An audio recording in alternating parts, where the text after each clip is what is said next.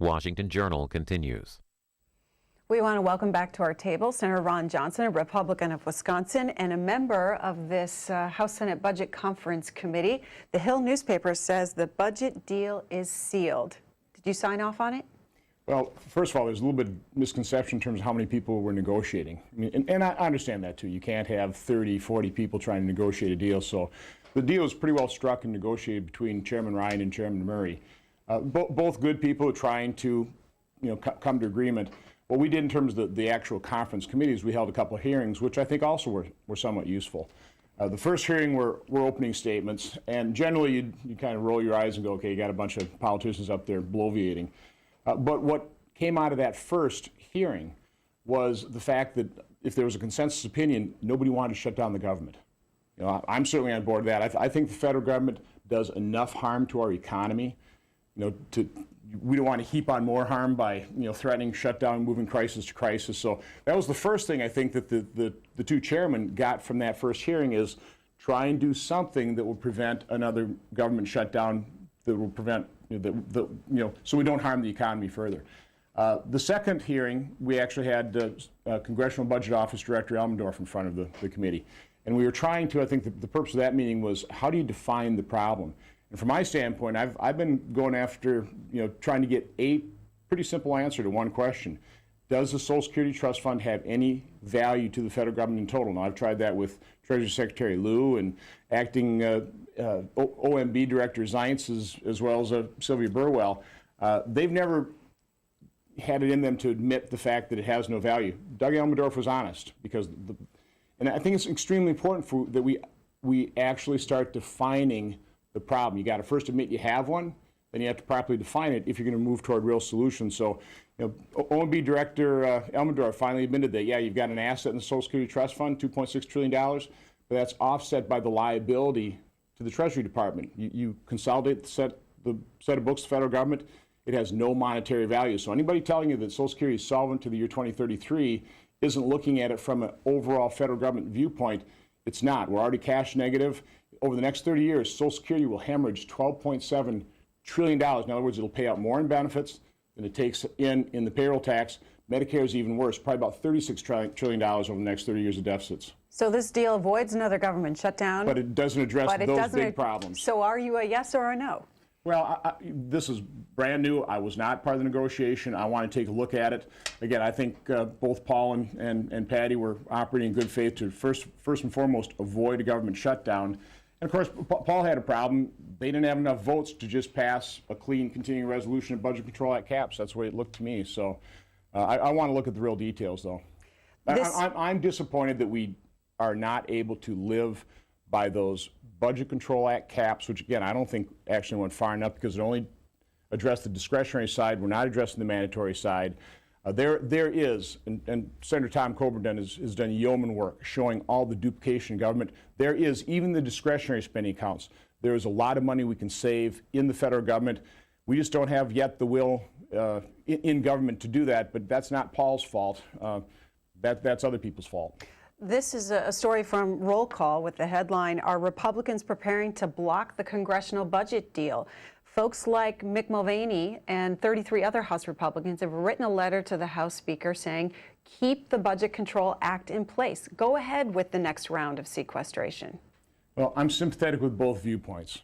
Okay, listen, we have enormous problems. When I was working at the White House, trying to come to areas of agreement on the debt and deficit, my contribution was taking a look at this not as a 10-year budget window, which dramatically understates the size of the problem. I was looking at over 30 years because we have a baby boom generation retiring demographic problem.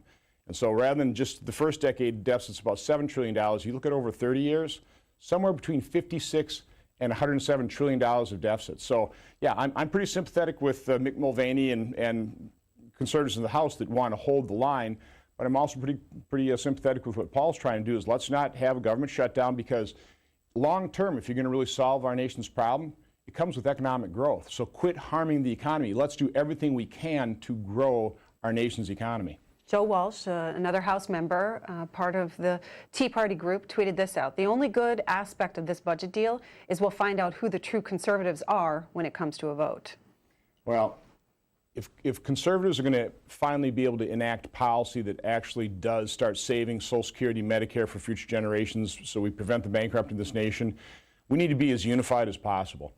And so, from my standpoint, I'm one of those fiscal conservatives. I mean, I'm the guy, going around doing my PowerPoint presentation to now over 10,000 citizens in the state of Wisconsin. I mean, that's a lot of citizens doing it in, groups of about 50 to 100.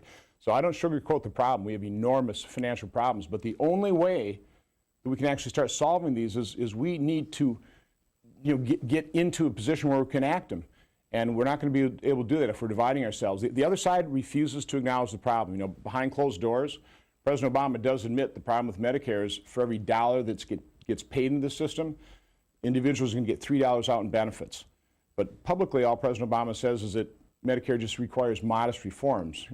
I'm sorry, a program that spends about $575 billion today, $1 trillion 10 years in the future, takes in $1, spends $3, requires far more than modest reforms. But that's what we're dealing with here in Washington, D.C. We've got one side of the aisle that just refuses to acknowledge the problem and will not work with us. I mean, any of these negotiations, what's the first thing you hear out of the Democrats' mouths? Well, Social Security, Medicare, they're off the table. It's not like it's politically popular for us to be talking about how do we save these programs, but at least we're serious enough to acknowledge we've got a problem, and we're willing to work with anybody in good faith to solve them on a long-term basis. We don't have that willing partner on the other side. Were Republicans willing to put tax revenue on the table? Well, they've already gotten tax revenue. President Obama, in the health care law, and I'm disciplining myself to call it the Patient Protection and Affordable Care Act, because now millions of Americans realize they're not being protected, and it's certainly not affordable. He got about $1 trillion in tax increases in the health care law. In addition, with the fiscal cliff deal, he got another $600 billion. So that's about $1.6 trillion worth of tax increases. Now, in the Budget Control Act, we got about $2.1 trillion of spending restraint. And you can kind of argue we've already done, one Simpson-Bowles, but have you noticed it's not enough? Because we're not really addressing the long-term drivers of debt and deficit. It's not taxes. It is literally, it's spending. But here, if you really want revenue to the federal government, the way you do it is growing your economy. I know I've thrown a few numbers. Let me give you this one. From 2009, which was pretty well the trough of the recession, when revenue really declined quite a bit, to today, this year, we will raise in fiscal year 2013, the fiscal year just ended, we raised $669 billion more in federal revenue through economic growth. $669 billion per year. There was no tax increase in there. That was just economic growth. The tax increase President Obama got fiscal cliff over 10 years is $600 billion. So average out is about $60 billion a year. So economic growth, I think you can prove, is 10 times more effective than trying to punish success, which I think harms economic growth. Senator Tom Coburn tweeting this out about the budget deal. Budget deal ups spending, perpetuates waste, and takes pressure off government to be more efficient and effective. Well, again, I think I mentioned Tom earlier. Tom has done a phenomenal job working with the General Accounting Office, or Government Accounting Office, to really identify areas of duplication in government. I mean, he's identified, for example, I think I heard him on an earlier program, about 48 different jobs training programs spending about $31 billion per year. We should be looking at those. We should consolidate those programs. Maybe you wouldn't save the full $31 billion, but you'd save probably tens of billions of dollars doing that. He's identified all kinds of waste and duplication in the Defense Department. So I know exactly where Tom's coming from that, and I agree with him. If we could just establish those caps, but again, it takes two to tango. We have one side of the aisle that just wants to spend money. They're not worrying about the long-term fiscal situation. I mean, we truly are mortgaging the future of our kids. Your share of the federal debt today, your individual share is $54,000. In 10 years, it'll be $75,000. But, Greta, you're pretty young. I always caution young people, you really ought to add about $150,000 for your parents' share and $150,000 for your grandparents' share, because that debt's not going away. That debt burden's going to be on your back, on the backs of your kids and grandkids. Senator Johnson, then you haven't decided how you're going to vote on this budget deal. I need to really look at the details. So when will you make that decision? Well, we'll see what Senator Harry Reid does to it on the floor of the Senate as well. So again, I don't think the House needs a whole lot of advice from senators. We see that doesn't work so well. So listen, I respect the position Paul was in. This is not a deal that Paul would, this is not his solution. He's shown his solution, but he had to try and negotiate something. So I'll let the House do their work, and then let's see what happens when it comes over to the Senate. But again, I'm sympathetic with both sides here, but I want to look at the details. Right, and we're learning that the House Rules Committee is likely to take this up today at some point, the budget deal, to get it on the floor, as well as with a 3-month extension of the Medicare reimbursement for doctors. Greg is up first here for the senator in Kansas City, Missouri, Republican caller. Hi, Greg. Hey, Greg, you're on the air. Good morning. Good morning. Okay, go ahead. Yes, Senator, since there's overwhelming evidence proving that the third tower, which fell on 9/11, which was brought down with pre-planted explosives, would you be willing to review the evidence and address the concerns of the over 2,000 architects and engineers demanding a new investigation of Building 7's destruction? Okay. I totally missed the audio. question. His audio faded in and out, but there is a group of people out there that don't think the investigation of the 9/11 terrorist attacks was adequate enough by the federal government. Do you have an opinion about that? I think we pretty well know what happened there. Listen, I'm always willing to take a look at new evidence, no matter what the what the situation is. I think one of the true roles of the Senate, of the House, is robust oversight of the federal government. But again, from my standpoint, I think we know what happened 9/11, and I'm highly concerned about our national security, which is, of course, part of the problem that the House is dealing with as well. As I know, the White House is concerned about readiness in the Defense Department. These threats are real. And so, again, I'm pretty highly sympathetic with people, for example, in armed services that are concerned about the readiness. But again, I'm also, I'm kind of on board with Tom Coburn saying there's plenty of areas of the Defense Department, if it were managed properly, and that's a big if, we really can, I think, have an effective defense that actually addresses the security situations, security issues facing this nation, but in a more cost-effective way. And you're referring to the $63 billion in automatic cuts that were restored under this budget deal, saving the Pentagon and some domestic programs from further cuts in this next year. That $63 billion is over 2 years. You got 44 the first year, and then I think 19 in the second year, evenly split between defense. So you plus up defense accounts by about $22 billion. Unfortunately, we plus up other discretionary spending by about $22 billion, and that's really where you can find, and again, both accounts you can find real duplication there. With proper management, with prioritized appropriation bills, that's part of the untold story here is Senator Harry Reid, in control of the Senate over the last 2 years, has not passed even one appropriation bill. And that's really the primary role of Congress, is to authorize federal government activity and then fund it. And in the Senate, we haven't even passed one appropriation bill, just a total abdication of the responsibility of the Senate. All right, let's go to Karen next in Fairborn, Ohio, Democratic caller. Hi, Karen.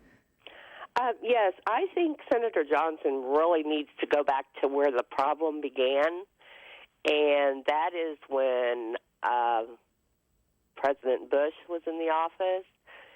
And as has been said, they put the wars on the credit card, the Medicare Part D on the credit card, and as far as people getting their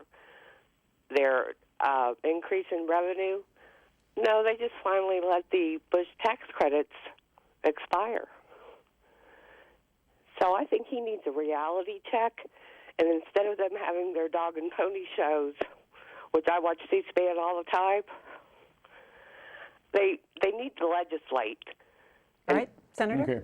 Well, first of all, I was not here then. I was back in Oshkosh, Wisconsin, running a manufacturing plant, providing jobs, and I'm an accountant by training, so I actually understand numbers. We have increased our debt by about $6 trillion in just the last 5 years. The wars in total have cost somewhere about $1.5 trillion. So are they a part of that? But again, that's over 12, 13 years. Are they part of that increased deficit? Sure. Is Medicare Part D a part of that deficit? Absolutely. I'm not defending any of that.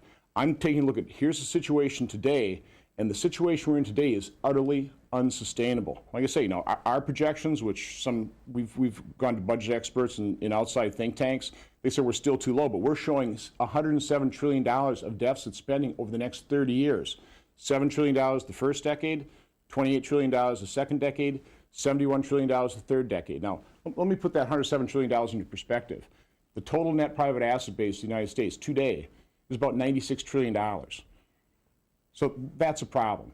So I'm not particularly interested in arguing about the past. I'm looking at the future and recognizing this is utterly unsustainable. We have to get serious about reforming these programs. And I'm a problem solver, and the first step in solving any problem is generally you have to admit you have one. And there are far too few people here in Washington that are willing to admit it, acknowledge it. Then you got to properly define it, and that's what I'm trying to do with the 30-year budget window versus just a 10-year.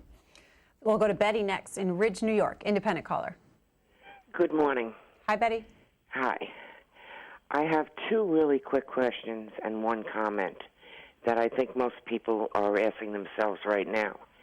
Yesterday when Congressman Ryan and Senator made a comment about that, they were, in the budget was included, they were going to take pensions from military retirees.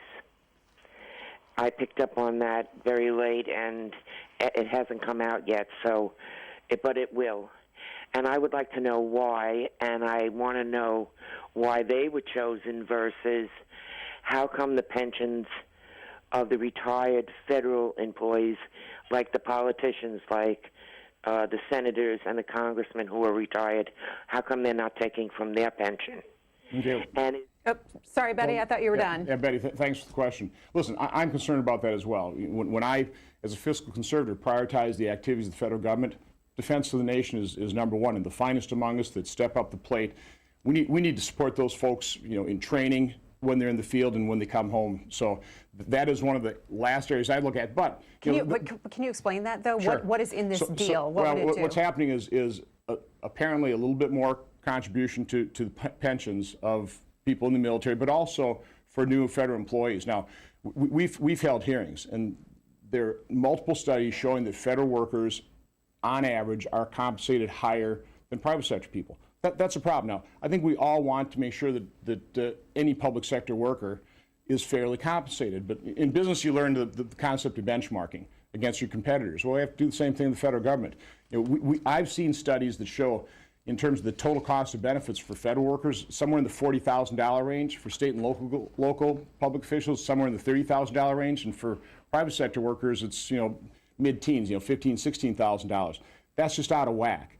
So I think it's important that we start addressing that. But again, the political realities of the negotiations apparently is, I think Paul would have liked to really address the overall federal employees situation. But what's happening is, our Democrats are not that supportive of defense spending, and there are going to continue to be cuts in the defense spending. I think that is actually coming from the Defense Department in terms of dealing with their budget, their budgetary caps. This is one recommendation they had, and apparently the negotiators decided to go with the Defense Department's recommendation on that one. When you look at the key dates for the budget negotiations, it looks like they may meet the December 13th deadline here of coming up with the deal, and then the House and Senate go into holiday recess, Senate next week. The current continuing resolution expires January 15th. The second year of sequestration would begin January 15th as well. February 7th is another key date where the government hits the next debt ceiling. And CDOG tweets in, Senator Johnson, do you feel a government debt ceiling default is plausible? I don't believe so. I've said that repeatedly. In 2014, the fiscal year we're in, the estimates are that we will basically raise 80% of all federal dollar expenditures through revenue. I mean, you got 80% of all expenditures already covered by revenue. Social Security is more than 20% of federal revenue. We actually have those Social Security trust fund bonds. As I mentioned earlier, in terms of monetarily, they have no value. Here's one area that the bonds actually have value. If the federal government, if we don't raise that debt ceiling, they're prevented from raising, issuing new bonds that way. They can actually sell those bonds to fund Social Security. So there's no reason at all, none, zero, to ever default on any obligation. And certainly a true debt default is just defaulting on our debt, on our interest payments, and there's no chance for that happening whatsoever. So there's been an awful lot of scaremongering, I think very irresponsible scaremongering on the part of the administration, this president. We shouldn't be doing that. There are a couple good pieces of legislation, by the way, to prevent these crises. One is the no default bill. Let's prioritize spending. So if at some moment when the president comes to the Congress asking for the authority to increase the debt burden on our kids and grandkids, I mean, let's really describe what increase the debt ceiling means. Increase the debt burden on people like you, okay? We ought to have a pretty robust debate. and we should be able to prioritize spending. So that would be one good piece of legislation. Another one, when it comes to these continuing resolutions and funding the government, if you don't have appropriation bills passed, there's a great piece of legislation. It's called the End Government Shutdown Act. I would love to see the House pass that. They didn't have the votes for it, but that just says we're not going to shut down the government. We'll fund these agencies at the current level, give appropriators, 120 days or 90 days to come up with an appropriation bill to fund it. If they can't come up with that, drop it 1%. Kind of like sequestrations. It's not a pretty process, but it's actually a fiscal discipline. And when we are bankrupting our nation, we need some kind of fiscal discipline on this totally out of control, dysfunctional political process here in Washington. Sea of Tranquility wants to know this. What budget bill would you write if it was completely up to you? How close is it, your bill, to the sequester or this new budget deal that we learned about last night? Well, I'm a manufacturer, okay? So I really do believe in process. And you have to have a good process if you're going to produce a good product. Right now, our process is utterly broken here. So what I would have done, and this was actually my proposal for the last funding fight we had. I went to House leadership and said what we really ought to do is pass a continuing resolution back in July asking for a one-year delay of the health care law. Because, I mean, that thing needs to be repealed. But at least let's ask for a delay. I think that would have been pretty reasonable. I think we'd be kind of looking like political geniuses had that been our approach rather than trying to force through defund. But having basically, in my mind, realizing the Democrats probably wouldn't support that, the final point really was that End Government Shutdown Act as well as a no default bill. I wish the House, if we could have passed that prior to last December 30th. That's what I do now. I would have had the House pass that automatic government funding bill that would end shutdowns for all time. We'd get by these funding crises and put a lot of pressure on the appropriators, on the process to actually do their job. Again, Harry Reid, we haven't passed an appropriation bill in the Senate in 2 years. Most Americans don't understand that it's impossible to convey the dysfunction that is here in Washington, D.C. Let's go to the Republican line. Bill has been waiting in Titusville, Florida. Go ahead, Bill. Yes, thank you for taking my call, Mr. Johnson.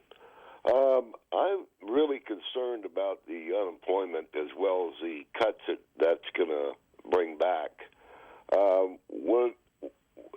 Let's say that, for instance, there's the largest retail dealer in the United States is out there, and they adding all these machines in there where they don't have to pay for the employee and they don't have to pay for the insurance, and the rates in the retail industries are going sky high and everything else. What if, and you could buy an apple pie that was last year's price $1 more in 1 year. Prices are going up on everybody else, so these cuts are being restored. How are they going to affect the retail industry today for employment and stuff like that? Because, see, they're getting away with a lot of that, taking 5 or 6 people off the line, maybe a department store or something, and not having to pay the taxes, don't have to pay the insurance, and right. The wage for the person or whoever who they are. And okay, Bill, understand. Okay. Senator Johnson. And Bill, thanks for the question. In general, when you've got the federal government through the Federal Reserve trying to manage monetarily this gross fiscal mismanagement, and so what we've been doing is we've been keeping interest rates artificially low. So what you're doing is you're making capital incredibly cheap. That's not a good thing. So now it can be a good thing in terms of trying to spur the economy, but it hasn't worked. But what it does do is when you make capital pretty cheap, it makes it pretty easy for businesses to move more toward robotics.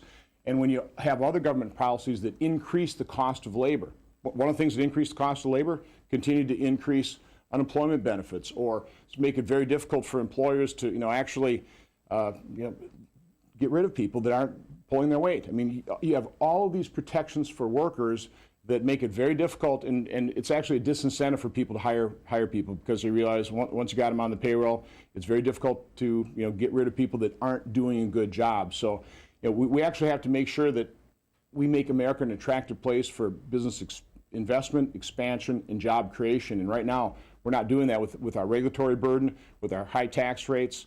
We really need to take a look at what we're doing so we make it easy for businesses to expand and create jobs. We'll go hear from Theron in Lawrenceville, Georgia, independent caller. I hope I pronounced your name right. Go ahead. You did. Hi, Senator.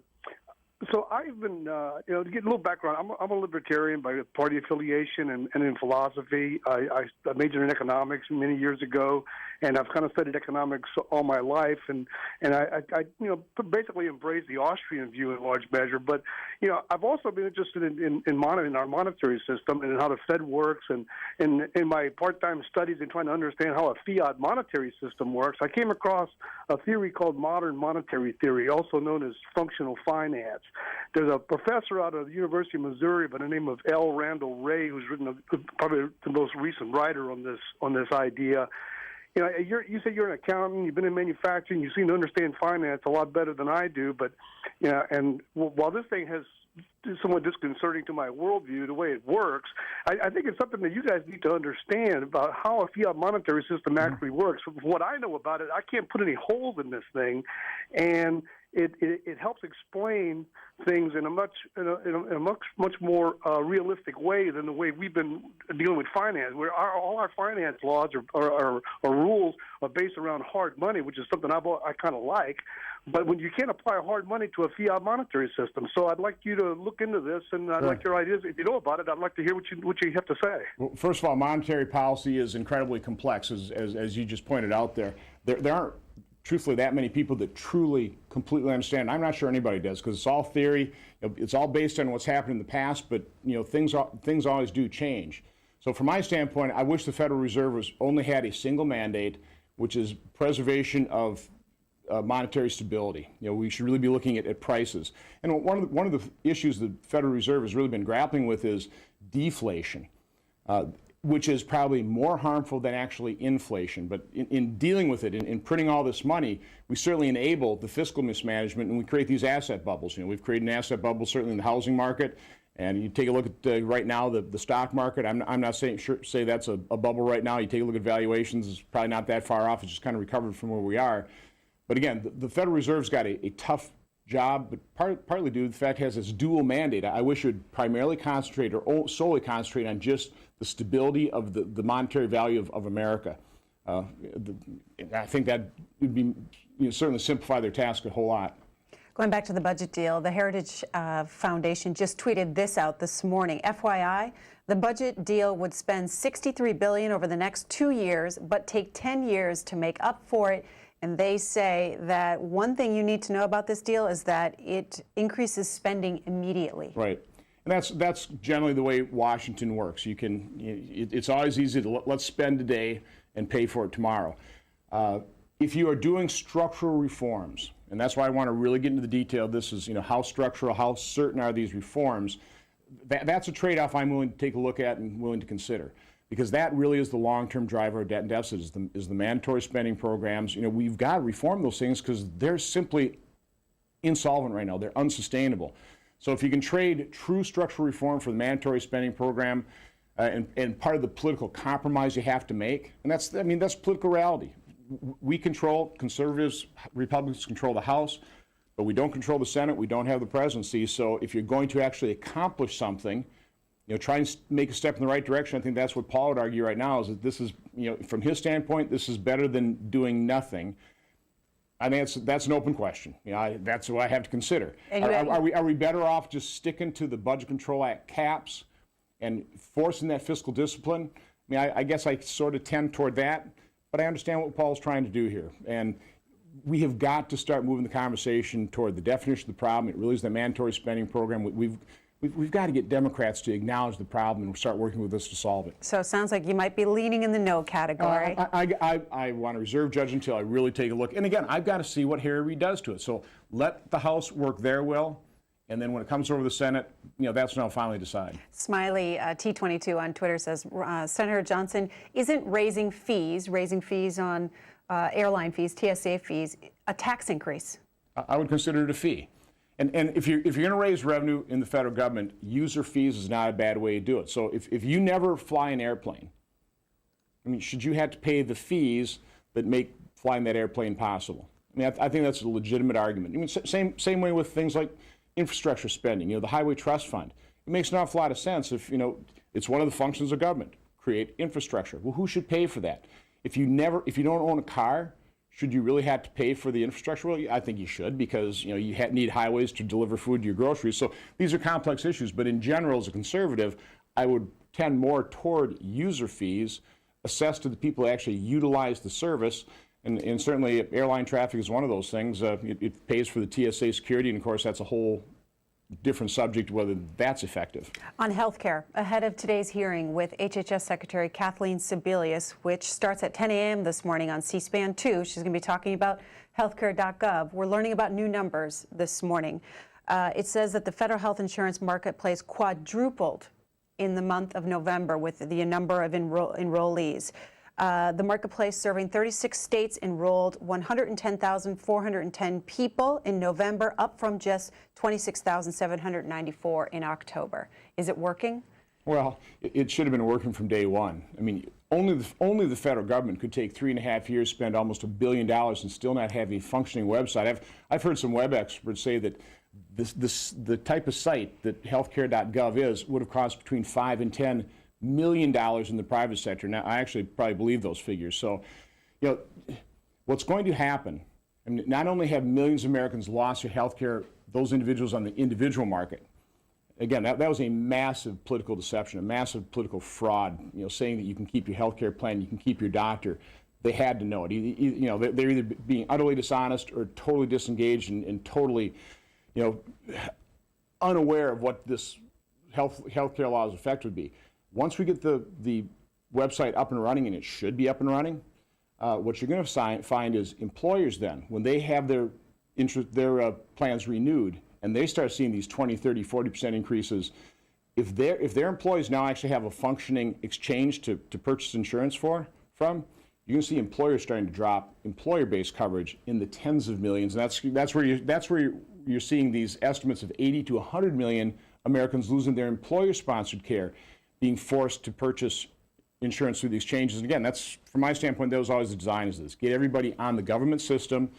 Understand, when you're in those exchanges, you might qualify for subsidies, but it will no longer be tax advantaged. So that's one of the first things I think we really need to do as we start moving toward real free market reforms, because this is going to fail. Obamacare is going to fail. It has to be repealed. But one of the things we have to do is, at a minimum, equalize the tax treatment between individuals who purchase their insurance on the individual market and those get through their employer. According to this McClatchy report on these new numbers, they say the administration has not changed their goal of getting 7 million people into the marketplace coverage by the end of open enrollment in March 2014. Here's a quote here: "We think we're on track now with these new numbers, and we will reach the total," said Michael Hash, who's director of the Office of Health Reform at HHS. Let me go to Dan, Hastings, Michigan, Democratic caller. Hi, Dan. Hi, thanks for taking my call. I have a couple comments I'd like to make to the senator, and one is on the health care law. He claims it needs to be repealed and whatnot. I wish the Republicans would have said the same thing about Part D, the prescription deal that was a big sellout to the drug companies. I mean, they didn't have to negotiate with the government. They could charge what they want. If you ask me, that was fraud and a giveaway right there. But all right, Senator? Well, first of all, Dan, I wasn't here, and I can't say I disagree with you. Right now, what we're seeing in Wisconsin, for example, if you're a 27-year-old male, your premiums are going to increase by 124%. They're going to go from about $1,100 a year to close to $2,500 per year. If you're a female, 27 years old, they're going up by about 78%. So the Patient Protection Affordable Care Act is doing neither. We're seeing millions of people lose their coverage, and we did not bend the cost curve down. We dramatically increased the cost curve because we've mandated all of these coverages, which just automatically drive the cost of health care up. So again, from my standpoint, what we should do is we should try and do everything we can to preserve freedom and choice in health care. It's a bill I'm working on right now. Relatively simple elements. One thing we should immediately do is repeal all these mandated coverages. Give people the freedom to purchase whatever health insurance plan they want. If they want to buy an Obamacare plan, fine, let them. I don't think very many would, because those plans are dramatically more expensive than what happened which was available just this year under the private sector insurance. Again, our system wasn't perfect, but it's a whole lot better than what it's going to be under Obamacare. We have a few minutes left here, so let me go to Daryl in Birmingham, Alabama, Republican caller. Yes, thanks for taking my call. I have one general observation and then another more specific point. The general observation is that I think Democrats at the ballot box, they depend on increasing government dependence. And so they don't have incentives for reducing that. Second is more of a specific point about how the phrase tax revenue is used. You were asked earlier, Senator, whether Republicans would put tax revenue on the table. That is an ambiguous question that also biases the conversation in favor of Democrats. Tax revenue is always on the table. We don't have to get Republicans to put it on the table. The question is, whose policies will bring in more tax revenue? What we need to talk about are tax rates. When you were asked that question about tax revenue, what was meant was, are you willing to raise tax rates? I understand. But that's a different question than tax revenue. Well, then let's give him that one. And of course, that's what I tried to point out is, yeah, Republicans realize we need more revenue to the federal government because we're not living within our means. But the best way to raise revenue is through economic growth, and that's what I was trying to point out. From 2009 to 2013, we've increased revenue to the federal government by $669 billion without a tax increase, basically. And that is basically with economic growth. So we need to do everything we can to grow the economy. And I think it's relatively simple what we should do. We've got to reduce the regulatory burden, which is, the cost to comply with regulations, about $1.8 trillion, a figure that's larger than all but 8 economies in the world. We need pro-growth tax reform. And we actually ought to utilize our God-given energy resources. I mean, that would if we do it on public lands, that would result in royalty revenue to the federal government as well. So there's some pretty common sense things we can do to make America an attractive place for business investment, expansion, job creation that would raise way more revenue than raising tax rates, which punishes success, which actually is a disincentive for business investment and job creation. A tweet here from a viewer who wants to know, how can you work on bills you never read and that's written by the lobby? You said at the top that this was really negotiated between the two principals, right, Paul Ryan and Patty Murray. And it's going to go right to the House floor and the Senate floor without the budget committee looking at it. The answer is you can't. I mean, there's no doubt about it. It's hard to convey how dysfunctional Washington, D.C. is. The power primarily resides in the chairman of committees and their staffs. And, for example, fiscal cliff deal, I think that was, we got the final language of that at 1:36 in the morning. We had to vote on it at 1:39 in the morning. I mean, so no, I'm not here defending this place. I mean, I came here to try and limit the federal government. That's, there's my message.